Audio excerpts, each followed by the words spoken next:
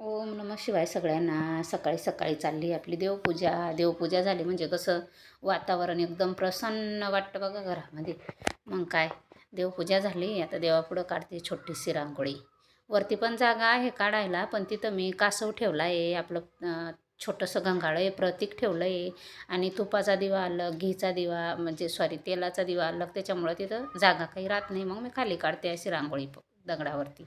आणि मला मंदिर घ्यायचं आहे मोठं, कारण की माझे देव जास्त झाले आणि मंदिर छोटं झालं, त्याच्यामुळं आता मंदिर घ्यायचं नव्या घरामध्ये गेलं की. मग काही तर लेकरांसाठी करते नाश्ता पोह्यांचा. आपले पोहे रेडी झाले, मग इथं गुळाचा चहा ठेवते मी.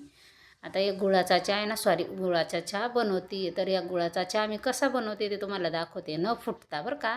तर हे माझ्या मोठ्या बहिणीची इनबाई आहे ना, त्यांनी मला शिकवला आहे हा चहा.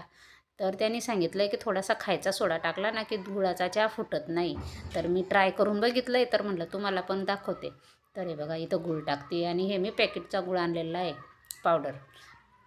तर हे बघा, आपला गूळ टाकला आहे तरी पण चहा फुटत नाही आहे बघा. किती तुम्ही 5-10 मिनटं बी उकळा ना तरी पण चहा फुटत नाही.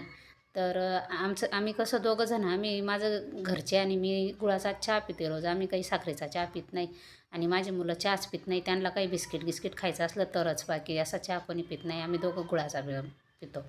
तर म्हणलं चला हे असं तुम्हाला दाखवा, गुळाचा चहा असा बनवतो म्हणून सनी. तर इथं पोहे झाले, नाश्ता करते बघा. या तुम्ही पण नाश्ता करायला. तर मग काय, कोथिंबीर घेतली निवडायला. कोथिंबीर त्यांनी संध्याकाळी दुकानहून येता मस्त मोठी कोथिंबीरीची जुडी आणलेली होती, गावरान कोथिंबीरीची. तर मग काय, असा डब्बा भरून ठेवला ना की कसं एक हप्ताभर टेन्शनच राहत नाही मग कोथिंबीरीचं. अशी मग खराब होऊन जाते नाही निवडली की. मग काय, कोथिंबीर निवडली तर खूप कचरं झालेलं. तर आमच्या रोहिणीबाईला म्हणलं ते मला घर झाडून ताई, बघा आळसत आळसत कशी घर झाडती आहे. तिला जीवावर आलेलं होतं, पण म्हटलं ते झाडून मला स्वयंपाक करायचा होता, कारण की लेकरांचा शाळासाठी टिफिन बनवायचा होता, त्यांना शाळेत जायचं होतं. तर मग काय, भाजीलाच काही नव्हतं, कारण की आपला सक्रातीचा बाजाराचा बाकी होता. मग काही तर पावभाजी बनवते. तर हे दोघं एवढी मस्ती करताय, तर माझ्या हातावर गरम पाणी पडलं आणि हे पावभाजी बनवून घेते बघा. तर माझा व्हिडिओ कसा वाटला सांगा बरं का, कमेंट करून.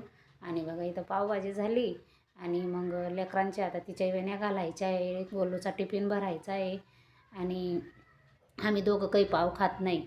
तर मग आमच्यासाठी चपात्या पण बनवायच्या होत्या. तर थोड्या चपात्या पण बनवून घेतल्या 2-4. आणि चपात्या बनवून झाल्यावर मग गोलूला तयार केलं शाळेमध्ये जाण्यासाठी. गोलूला तयार केलं, आणि त्यांना इथं थोडंसं तव्यावरती बटर टाकून आणि पाव शेकून दिले बघा. तर चला मग भेटूया दुसऱ्या व्हिडिओमध्ये. तर बाय सगळ्यांना.